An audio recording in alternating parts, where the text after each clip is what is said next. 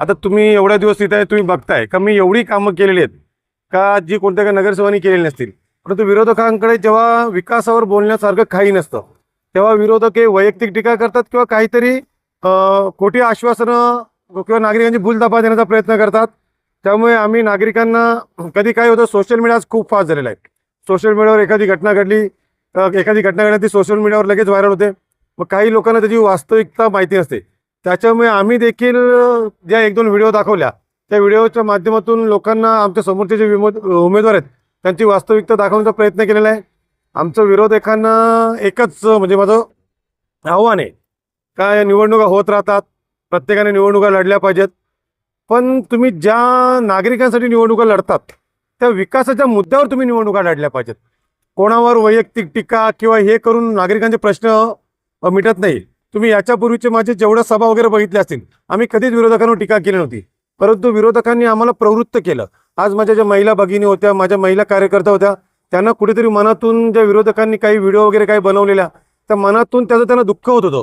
मग कधीतरी कार्यकर्त्यांचा आपला मान सन्मान किंवा कार्यकर्त्यांच्या भावना जपण्यासाठी आपल्याला ह्या गोष्टी कराव्या लागतात. सर्वजननगर चिखली परिसरातील सर्व नागरिकांना आवाहन करणार का शैलेश भोईरने काही नसताना सामान्य शिवसैनिक म्हणून कल्याण लोकसभेचे कार्यसम्राट खासदार जे डॉक्टर श्रीकांतजी शिंदेसाहेब यांच्या माध्यमातून तुमच्यासाठी आज 45 कोटी रुपयाची कामं केलेली आहेत. अजून माझी 35-40 कोटीची कामं आहेत. त्यामुळे आम्ही विकासाचा मुद्दा घेऊन तुमच्या समोर आलेलो. आमचं विजन आम्ही तुमच्या समोर दाखवलेलं आहे आणि तुम्हाला एक विश्वास दाखवलेला आहे का सर्वजननगर चिखली परिसराचं भविष्य खूप ब्राईट आहे. त्यामुळे तुम्ही येत्या 20 तारखेला विकासाला मत देऊन शिवसेनेच्या तिन्ही उमेदवारांना धनुष्यबाणासमोरील बटन दाबून खूप मोठ्या मताधिक्याने विजय करायला ही अपेक्षा व्यक्त करतो. का विरोधकांनी मला त्यांच्या तरी स्टेजवर बोलवावं किंवा त्या विरोधकांनी माझ्या स्टेजवर तरी यावं. कारण तुम्ही देखील समजूतदार आहेत.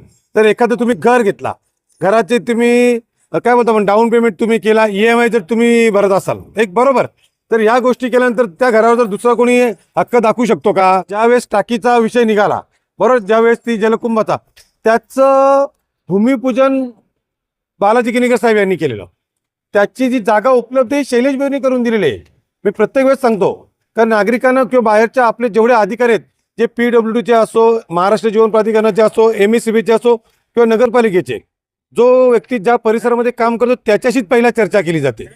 त्यामुळे माझ्याकडे MGPचे अधिकारी आले, त्यांनी माझी चर्चा केली. त्यांना अहमदनगर परिषदची एक 32 एकर जागा होती, मी स्वतः दाखवली, ती जागा फायनल केली. त्याच्यानंतर आम्ही त्याचं भूमिपूजन केलं. आज टाकी उभी. मी या एवढ्या 1.5 ते 2 वर्षाच्या प्रोसेसमध्ये मग जर विरोधक आम्ही केले तर मग ते होते कुठे? विरोधक नागरिकांची दिशाभूल करत आहेत. परंतु सर्वजननगर चिखली परिसरातील नागरिक हा सुशिक्षित आहे. तो त्यांना येत्या 20 तारखेला मताच्या रूपातून त्यांना त्यांचा खोट्या भूलथापाचा